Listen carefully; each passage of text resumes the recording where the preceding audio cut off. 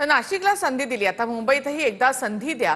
आशिष शेलार यांच्या कार्यालयाबाहेरून अमित ठाकरेंनी मुंबईतील जनतेला हे आवाहन केलं। सर्व समस्यांच्या प्रश्नांना एकच उत्तर राज ठाकरे, असंही अमित ठाकरे यांनी म्हटले।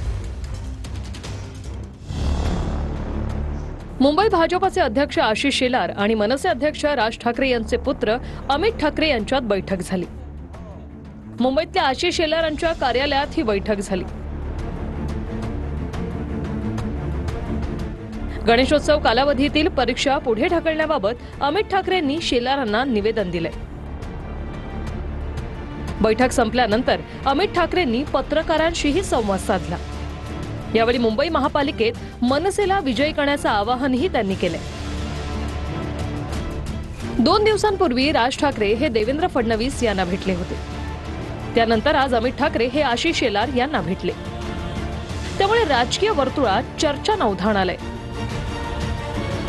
मी अनेक वर्ष बोलतोय, ह्याच्यासाठी एकच उत्तर आहे, ते म्हणजे राज ठाकरे। सरकार आले गेले किती वर्ष बघतोय आपण, पहिल्यांदा नाही साचलं पाणी। एकच उत्तर आहे, एकदा संधी द्या। नाशिकमध्ये दिली, तुम्हाला कळलं काय झालं। तर त्यांनी म्हटले की हे वर्षानुवर्षाची परंपरा आहे, आमच्या हाती सत्ता द्या। नाशिकमध्ये जसा बदल केला तसा इथे करू। बघा, बोलण्यावर तर काही टॅक्स नाही आहे आणि मतं मांडण्यावर कुठला जीएसटी नाही आहे।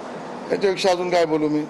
असं मला वाटत नाही कधी असं ते दुरावले होते। मला वाटतं ते साहेब आणि आशिष शेलार सर खूप जुने मित्र आहेत। त्याच्यामुळे ज्या टीका होतात त्या मला वाटतं राजकीय होतात, कधी असं वैयक्तिक टीका होत नाही। जर विरोधी पक्ष असतील तर मला वाटतं की सरकारवर टीका केल्याच पाहिजेत। काय चुकत असतील तर आम्ही कधी चुकलं तर तुम्ही आम्हाला समजवलं पाहिजे। त्याच्यामुळे ह्याच्यात वैयक्तिक कधी दुरावा होत नाही। अमित ठाकरे यांनी तुम्हाला गणेशोत्सवाचं निमंत्रण दिलंय का? आणि मुळात या विधानसभेच्या कालावधीत 2 मित्रांमध्ये जो दुरावा निर्माण झालाय तो येत्या काळामध्ये मिटलेला आम्हाला बघायला मिळेल। No comment, no comment.